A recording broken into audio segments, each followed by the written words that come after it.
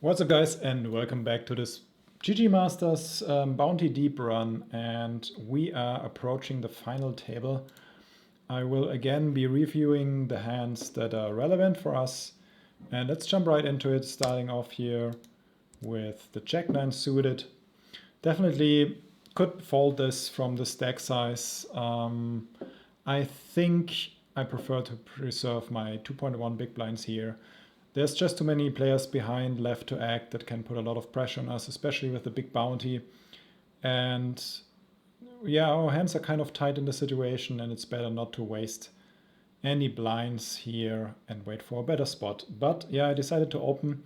We're getting a call, and already it's kind of critical with the queen high board, because in his calling range there should be a lot of king queen, ace queen, queen jack, maybe even. And I decide to kind of find out where I'm at, because there's many turns that can be tricky to play. Oftentimes I would, if we are deeper, just check this hand, but in this case decided to go for the c-bet and have to fold. And that's already why you see that Jack-9 suited is probably not a very profitable open here, unless the table dynamics would be super tight. And here with the queen 10 suited, I think against the 3x you can just fold it, but I'm guessing calling, and if you hit something, just jamming it in is fine. And it's kind of what I do here with the open ender. Unfortunately, I really would love to have a flush blocker here, but it's not a wish game, it's just poker. So I think it's okay to go for it here. If we make that call, I mean, what better flop are you wishing for? Of course, maybe not the flush draw that we don't block, but still an open ender is great with one overcard. I go for the shove and it works, so I think it's fine. Again, the check 10 off here, we can't really defend when the cutoff opened in the small blind, so definitely to fold. Let's see what continues to happen, because at this stage, sure, it's nice to make a few money bumps, and if we just play super nitty, maybe we have a chance to finish like 8th or 7th, but that's not our goal here. This is a bounty tournament, we're playing for the win, so we will definitely take the small edges we think we have, and also going for some flips. And here, of course, like sevens is definitely an easy jam, like don't even need to think about it. What is it, like 10 big blinds deep? And we run into ace king in the big blind, just a flip. We're kind of happy to see, of course, not the overpair. The board is great on the turn, especially with the flush draw, and kind of blocking two of his outs there. And we hold, which is amazing. So now we're back. I think actually it was like a 13 big blind shove or something. But now we are back to 30 big blinds. And now the dynamic changes a little bit, because we need to be careful not to play against, for example, this big stack here. So I really like the queen check fold when the super mega big stack sits in the big blind. We want to tighten it up here, especially against the players that can put on a lot of pressure against us. But yeah, we're definitely going to play the best hand in poker, in No Limit Hold'em, that is. Pocket aces, very happy to see it. We, of course, hope for a rejam from a small stack. But yeah, at least we are playing against the big stack. That's very interesting, because a small blind call, I mean, he knows he can put a lot of pressure on us. And that's the reason why I check here. I wouldn't check here if I didn't have the flush draw blocker, but with the flush draw blocker, there's like, what can he have here that continues? Not much. Some flush draws, sure, but king, queen, queen, jack, whatever.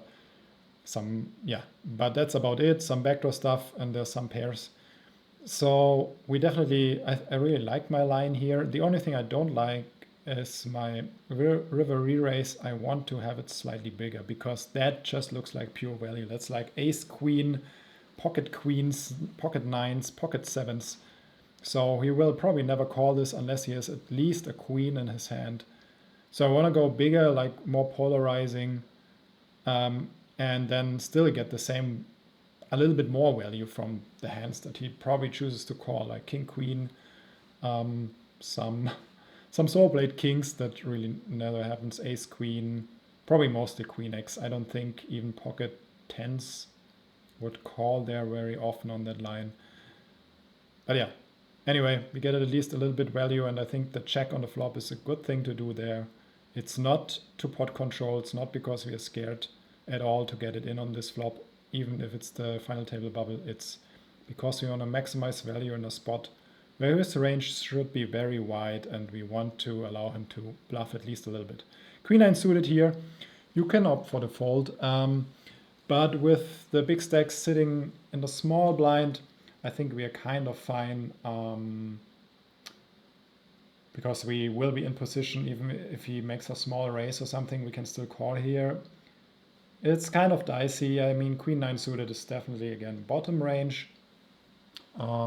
And here, I think I remember this, I didn't go for the c-bet.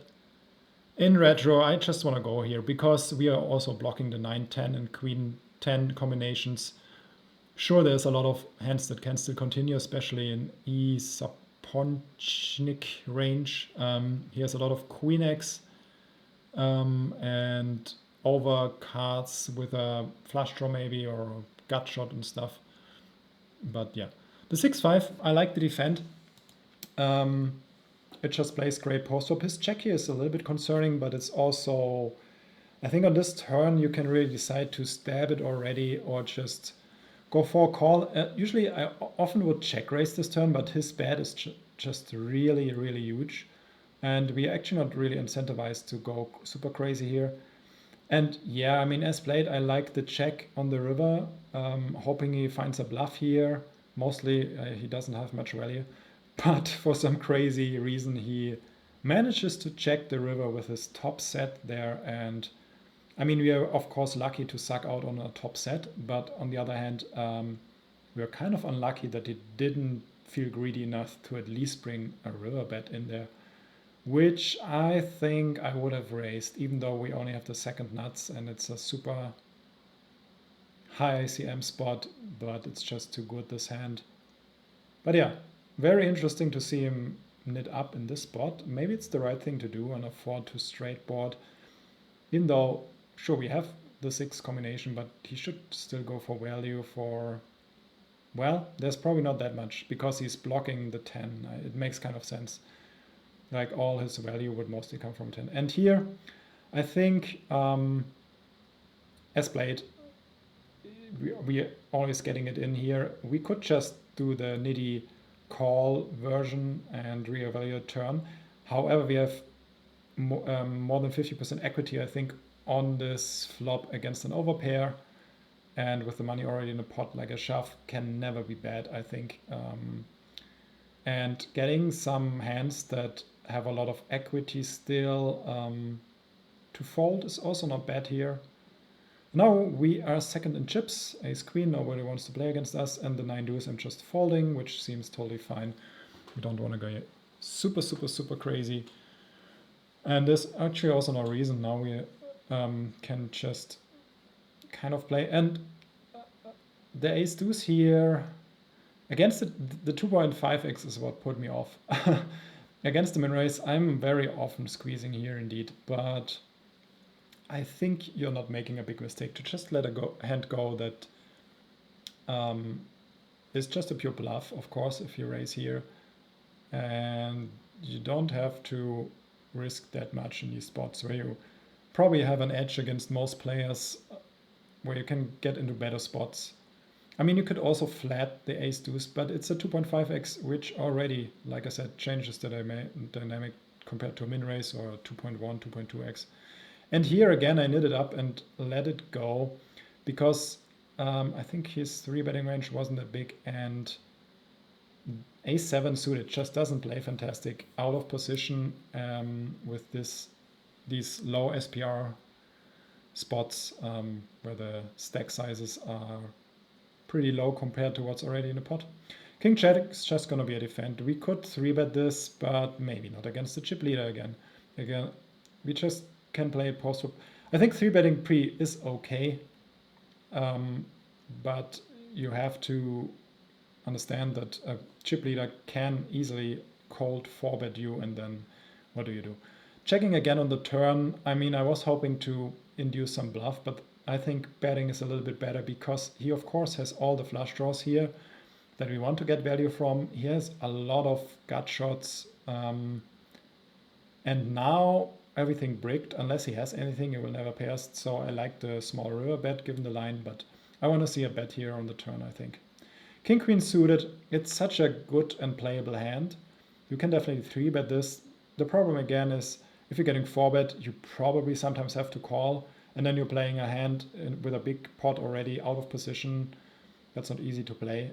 So just keeping things small again against the big stack and playing post-op. You could make the call here, but this is a really huge bet, and you will be in a lot of trouble on a lot of turns.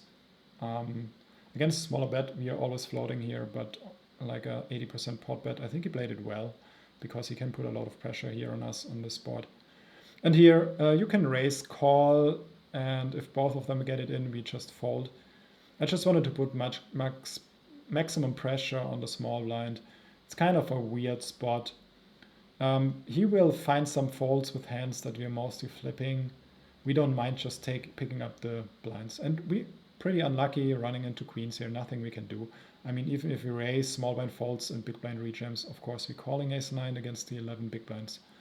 But yeah, still we're in a good position, but that was pretty unlucky. I mean, of course we would like to get the $106 bounty, but we still made the final table. And yeah, I'll be back in the next video showing you all the final table hands with some detailed insights on my thought process. We are, I think, 3rd in chips. No, we are actually 5th in chips now. 6th, 5th? What are we? Yeah, but I'll be back showing you the final table footage, so stay tuned for that. If you haven't seen it, you can also check the previous video. It's also interesting, I think, not always to see only final table plays, but also approaching the final table. It's like 33 players left until 14, so that's the previous video. And yeah, the next one will be the final table. Stay tuned for that, leave a comment, subscribe, and good luck at the tables for now. Bye bye.